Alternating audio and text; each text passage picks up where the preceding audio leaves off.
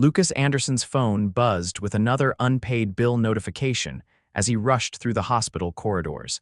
His 6-year-old daughter Emma's small hand clutched tightly in his. The text message from his landlord threatening eviction if he missed one more payment would have to wait. Right now, Emma's persistent earache demanded his full attention, even if the hospital visit would strain his already maxed-out credit card.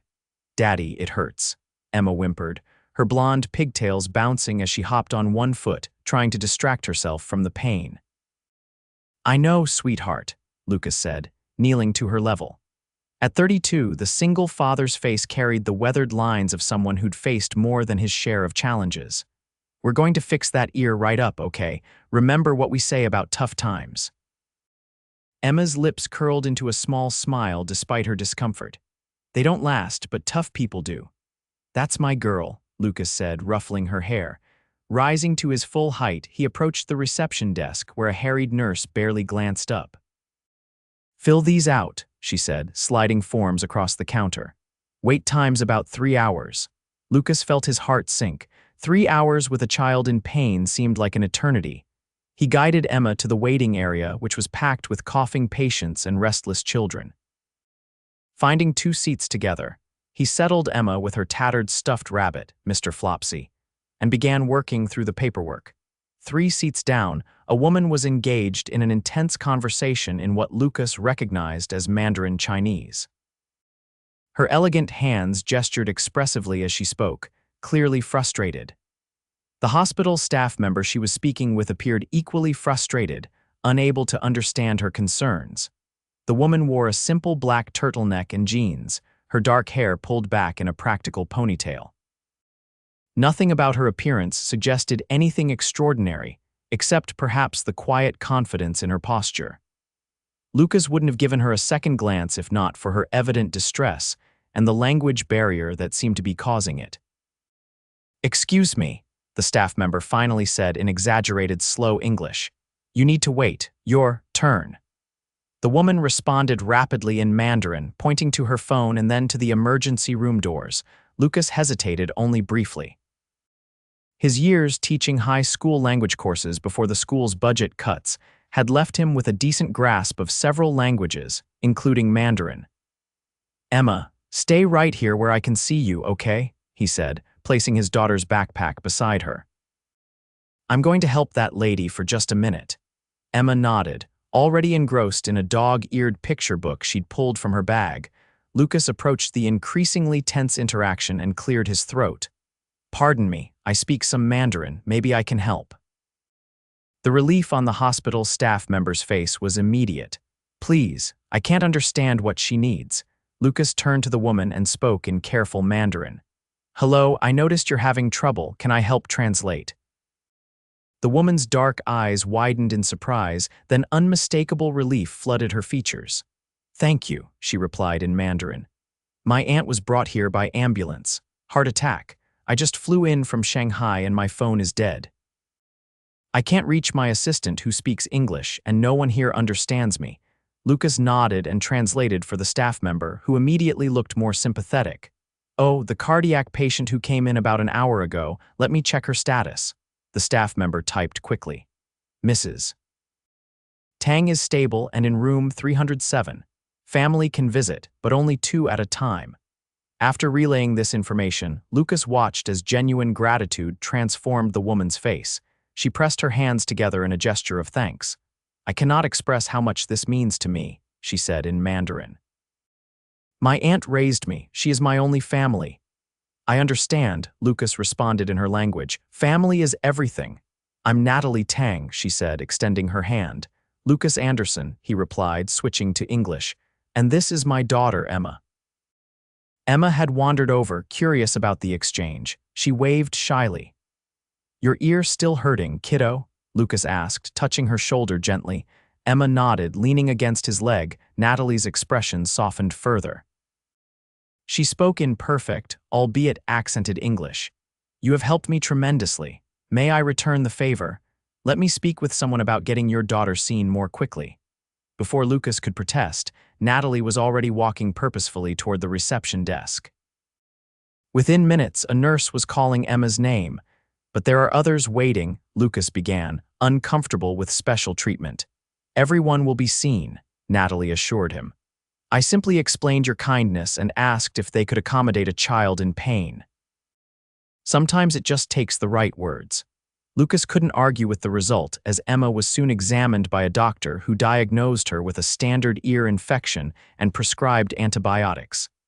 As they exited the examination room, Lucas found Natalie waiting in the hallway. "How is your aunt?" he asked. "Stable," Natalie replied, relief evident in her voice. "She needs rest, but the doctors are optimistic." She hesitated. "I realize this is forward, but would you consider helping me communicate with her doctors tomorrow?" "My assistant will be here by then, but I'd feel better having someone I've met translate important medical information." Lucas calculated quickly tomorrow was Saturday, and he didn't have his weekend landscaping job until the afternoon. "I could come in the morning," he offered, "around 9. "Perfect," Natalie said, her smile genuine. "I'll meet you in the lobby." She reached into her purse and pulled out a business card, "My number in case anything changes." Lucas accepted the card without looking at it, tucking it into his pocket as he guided Emma toward the pharmacy section to fill her prescription. It wasn't until later that night, after putting Emma to bed in their modest 2-bedroom apartment, that he examined the card. Natalie Tang, Chief Executive Officer, Horizon Global Innovations, it read, with offices listed in New York, Shanghai, and London. Lucas nearly dropped the card. The woman he'd helped, the one in simple clothes with a dead phone battery, was the CEO of a multinational company he'd actually heard of. Horizon Global was known for cutting-edge medical technology and philanthropic initiatives. "Well," he murmured to himself, "that explains how she got Emma seen so quickly." The next morning, after arranging for his neighbor Mrs. Rodriguez to watch Emma, Lucas arrived at the hospital precisely at 9. He dressed in his best non-wrinkled button-down shirt and the khaki pants he usually saved for job interviews. Natalie was already waiting, looking much the same as the day before, though she'd exchanged the turtleneck for a simple blouse. No power suit, no entourage, nothing that screamed CEO of a major corporation. "Lucas," she greeted him warmly. "Thank you for coming. How's Emma feeling?" "Much better," he said, surprised she remembered his daughter's name. "The antibiotics are working already." As they walked toward the elevator, Natalie explained that her aunt had improved overnight but was still weak. "The doctors want to discuss treatment options. My Mandarin is native, but my medical vocabulary is limited, especially for cardiac terms." Lucas nodded. "Happy to help. Though I should warn you, I'm not a medical interpreter. I used to teach high school Mandarin before the district cut the program." Natalie's eyebrows rose. "A high school language teacher. That's impressive. How many languages do you speak?" 4 fluently, 2 conversationally, Lucas admitted, feeling oddly self-conscious. "Languages came easily to me. I was hoping to become a linguistics professor, but life had other plans." The elevator doors opened on the cardiac floor, cutting their conversation short. For the next hour, Lucas translated complex medical terminology between the cardiology team and Natalie's aunt, Mrs. Tang, a dignified woman in her 70s who gripped her niece's hand tightly throughout the consultation. Afterward, as Mrs. Tang rested, Natalie invited Lucas to the hospital cafeteria for coffee. "You were excellent in there," she said, stirring a packet of sugar into her cup. "My aunt felt comfortable for the first time since arriving here." Lucas shrugged. "Glad I could help." "It must be hard having a medical emergency in a foreign country. My aunt insisted on visiting New York despite her age. She wanted to see where I've built my life." Natalie's expression grew thoughtful. "She sacrificed everything to raise me after my parents died. Put me through school, encouraged me to study abroad. I owe her everything." The vulnerability in her voice struck Lucas. This wasn't the calculated sharing of a CEO. This was simply a woman worried about someone she loved. "I understand that kind of debt," he said quietly. "Emma's mother left when she was barely a year old, decided parenthood wasn't for her. My parents died in a car accident when I was in college, so it's just been Emma and me against the world." Natalie studied him over her coffee cup. And you gave up your academic dreams to raise her.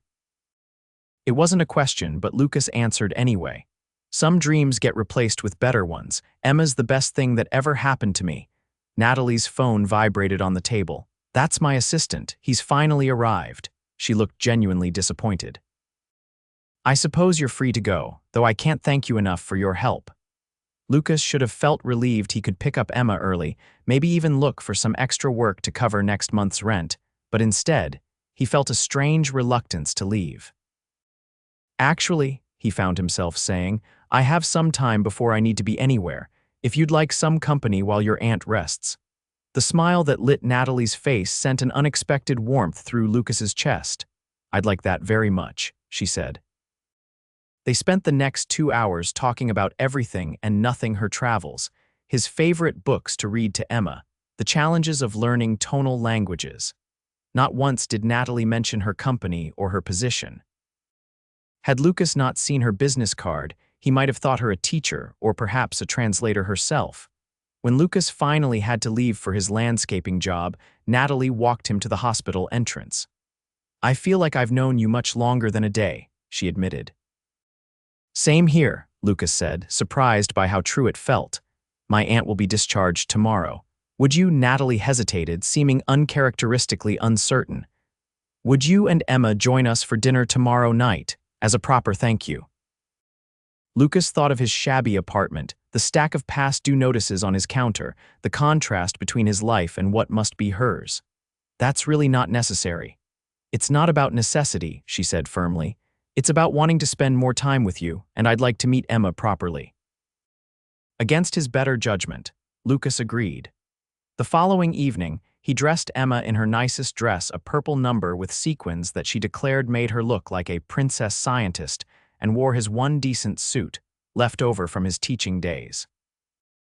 Natalie had texted an address in Greenwich Village, which turned out to be a cozy Italian restaurant rather than the upscale establishment Lucas had feared. Natalie and her aunt were already seated at a corner table when they arrived. Emma, this is Miss Tang and her aunt, Mrs. Tang, Lucas introduced, Emma, suddenly shy, half hid behind Lucas's leg. Hello, she whispered. Mrs. Tang, who looked remarkably recovered, smiled warmly and said something in Mandarin. Lucas translated. She says you look like a very smart young lady and wants to know if you like ice cream. Emma's eyes widened. I love ice cream, especially chocolate with sprinkles. The dinner was surprisingly relaxed. Mrs. Tang told stories about Natalie's childhood in Shanghai, which Lucas translated for Emma. Natalie shared her experiences of coming to America for college and staying to build her company, though she spoke of her work modestly, focusing on the medical devices her company developed rather than her own achievements. Your company makes things that help people's hearts. Emma asked, impressed. Natalie nodded. And other parts too. I always wanted to build things that would help people like my aunt, who has had heart problems since I was about your age. As the evening progressed, Lucas found himself increasingly drawn to Natalie's intelligence, her genuine interest in his and Emma's lives, and the way she listened intently to his daughter's elaborate descriptions of her first-grade science projects. When the check arrived, Lucas reached for it reflexively, but Natalie gently intercepted. Please, this was my invitation. Lucas felt a flash of pride, then reminded himself that to someone like Natalie, this dinner was probably the equivalent of what he might spend on coffee. Thank you, he said simply. Outside the restaurant, Mrs. Tang announced in Mandarin that she was tired and would take a taxi back to Natalie's apartment. Before Lucas could offer to help, she had hailed a cab and was being assisted inside by the restaurant's doorman. Your aunt seems determined to give us some time alone, Lucas observed, amused. Natalie laughed. She's many things, but subtle isn't one of them. She glanced at Emma, who was spinning in circles watching her dress twirl under the streetlights. Would you two like to walk a bit? There's a great ice cream shop around the corner that stays open late.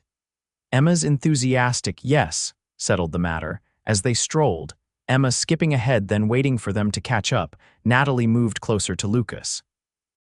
I've enjoyed these past 2 days more than any in recent memory, she admitted. Even though they involved a hospital and a family emergency, Lucas asked. Perhaps because of that, Natalie replied. It's been a long time since I met someone who saw me as just me, not my company or my position. Lucas felt a twinge of guilt. Full disclosure, I did look at your business card after we met. I know who you are professionally. And yet you've treated me exactly the same, she pointed out. Do you know how rare that is? The ice cream shop was a hit with Emma, who carefully selected her toppings with scientific precision. As she enjoyed her creation, Lucas and Natalie sat across from each other at a tiny table. I'm leaving for Shanghai next week, Natalie said abruptly. A 2-week business trip I can't reschedule. Lucas nodded, ignoring the disappointment that settled in his chest. What had he expected? That a CEO with international responsibilities would stay in New York to explore whatever this connection between them was. But I'd like to see you again before I go, she continued, and after I return, if you're interested. Lucas looked at his daughter, happily occupied with her ice cream, then back at Natalie. I'm definitely interested, he said quietly, but I'm also realistic. We live in different worlds, Natalie. Do we? She challenged. Or do we just have different circumstances surrounding the same core values, family, compassion, connection? Before Lucas could respond, his phone rang. It was Mrs. Rodriguez, calling about a water leak in his apartment that was spreading to hers. He listened with growing dread as she described water pouring through her ceiling. I have to go, he told Natalie after hanging up. There's a plumbing emergency at our place. I'll call my driver, Natalie said immediately, already reaching for her phone. 20 minutes later, they were standing in Lucas's flooded kitchen, where a burst pipe under the sink had created a small lake. Emma was dispatched to pack an overnight bag while Lucas frantically tried to reach the building's superintendent. He's out of town until Monday, Lucas said, hanging up in frustration. The backup maintenance guy says he can't come until tomorrow afternoon. You can't stay here tonight, Natalie observed, watching water seep into the living room carpet. Do you have family nearby? Lucas shook his head. We'll get a hotel room. Natalie touched his arm gently. Stay at my place. I have plenty of room, and my aunt would be delighted to have Emma there. Lucas wanted to refuse, to maintain some dignity, but the practical reality of his situation and the lateness of the hour made the decision for him. That's incredibly generous, thank you. Natalie's place turned out to be a spacious 3-bedroom apartment in a dormant building with views of Central Park. It was beautifully appointed but surprisingly homey, with books stacked on end tables and framed photos of Natalie and her aunt throughout. The guest room has twin beds, Natalie said, showing them down a hallway. Will that work for you and Emma?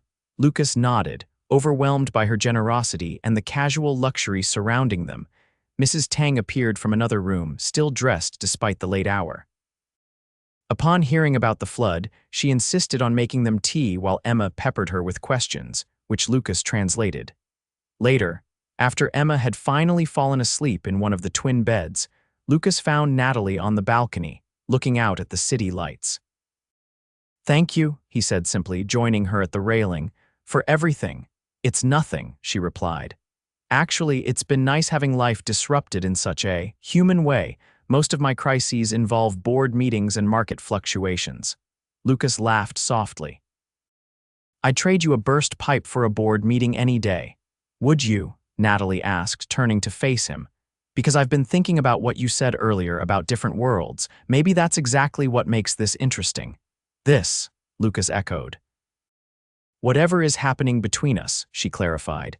I haven't felt this kind of connection in, well, maybe ever. The honesty in her voice matched the feelings Lucas had been trying to suppress.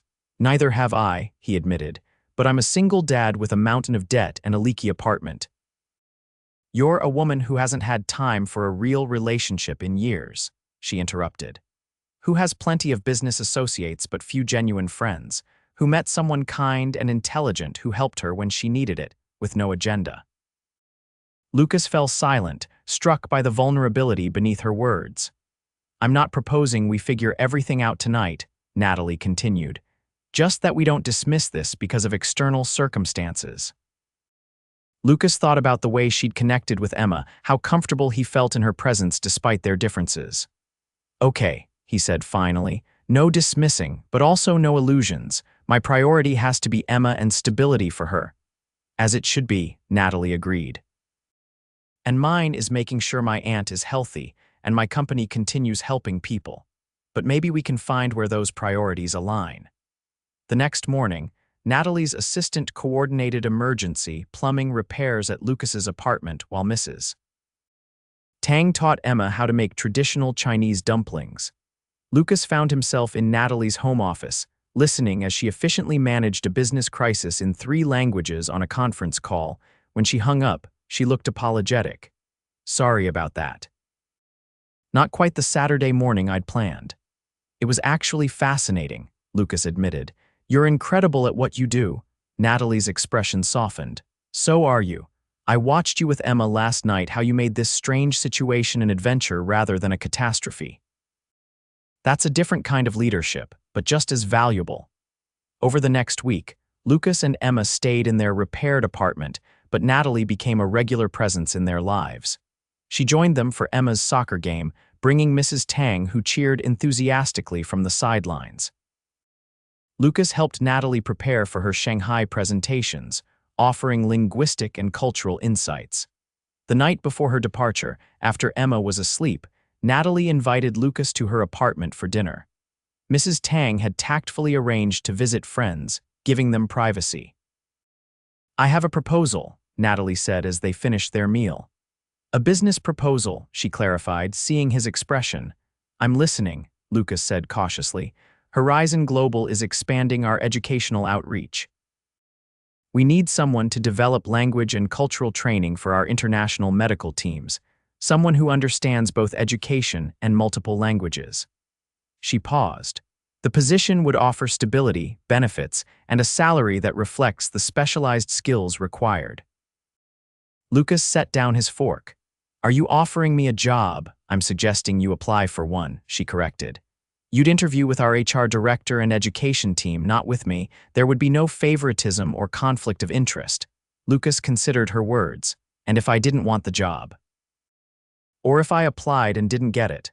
Natalie reached across the table to touch his hand. It would change nothing between us personally. I'm interested in Lucas Anderson the man, not Lucas Anderson the potential employee. And if I did take it? Would people think? People always think things, she interrupted. What matters is what we know to be true. Later that evening, as they stood at her door saying goodbye, Lucas finally gave in to the impulse he'd been fighting for days. He leaned down and kissed her, gently at first, then with growing certainty as she responded. When they pulled apart, Natalie's eyes were bright. 2 weeks, she said. I'll be back in 2 weeks. We'll be here, Lucas promised. The following day, he submitted his application to Horizon Global's education department. Those 2 weeks were transformative.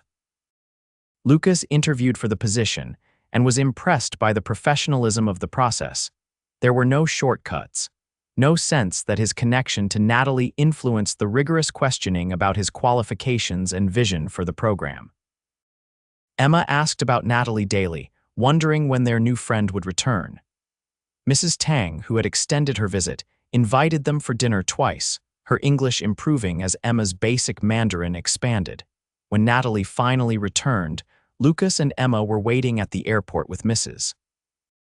Tang, Emma holding a handmade welcome sign decorated with glitter and Chinese characters she'd carefully copied. Natalie's face, tired from the long flight, lit up at the sight of them. She hugged her aunt first, then Emma, before turning to Lucas. Their embrace held the promise of something deepening, something real. I got the job, Lucas told her quietly. Fair and square, according to the hiring committee. Of course you did, Natalie said, smiling. You were the most qualified candidate. And I found us a new apartment, he added. Nothing fancy, but in a better school district and no plumbing issues. Natalie looked like she wanted to say more, but Emma was tugging at her hand, eager to show her the Mandarin words she'd learned. That night, after a celebratory dinner with Mrs. Tang and Emma, Natalie and Lucas walked through Central Park, their hands linked. I was thinking during my flight home, Natalie said, about different worlds and circumstances. And, Lucas prompted. And I realized that when you find someone who makes you feel both safe and excited, who challenges you and accepts you, worlds can merge. She stopped walking to face him. "I'm falling in love with you, Lucas. With your integrity, your dedication to Emma, your brilliant mind, and your kind heart." Lucas felt something loosen in his chest, a tension he hadn't realized he'd been carrying. "I fell for you somewhere between the hospital waiting room and watching you teach Emma to use chopsticks," he admitted, "but I wasn't sure how we'd make it work." "Day by day," Natalie said simply. "The same way you've handled everything else that matters." 6 months later, Lucas's education program was thriving, providing language and cultural training to medical teams deploying to underserved regions. Emma had adjusted well to her new school and spent weekends alternately having science adventures with Natalie and learning traditional Chinese cooking from Mrs. Tang, who had moved permanently to New York to be near her niece. Lucas and Natalie maintained separate residences but spent most evenings together, building a relationship based on mutual respect and growing love. While Lucas initially worried about the disparity in their financial situations, Natalie's unpretentious nature and genuine appreciation for simple pleasures like movie nights with Emma or walks through the city eased his concerns. 1 year after their meeting at the hospital, Lucas proposed on the balcony where they'd first acknowledged their connection. Emma, who had helped select the ring, waited anxiously inside with Mrs. Tang. "You translated more than words that day in the hospital," Natalie said after joyfully accepting. "You translated what I needed in my life: authenticity, family, purpose beyond work. And you showed me that struggling doesn't mean settling," Lucas replied. "That I could be both a dedicated father and pursue my own dreams." When they announced their engagement to Emma, her reaction was a mixture of excitement and practicality. "Does this mean I get to learn even more Mandarin? And can Mr. Flopsy come to the wedding?" As they laughed together, Lucas reflected on how differently his life had unfolded from what he'd expected.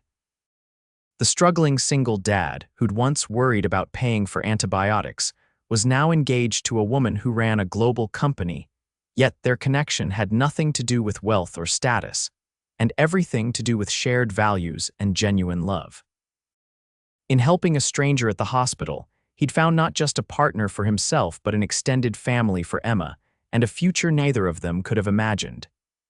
"Sometimes," Mrs. Tang said in her improving English as she hugged them all, "the best translations are between hearts, not languages." Lucas couldn't have agreed more.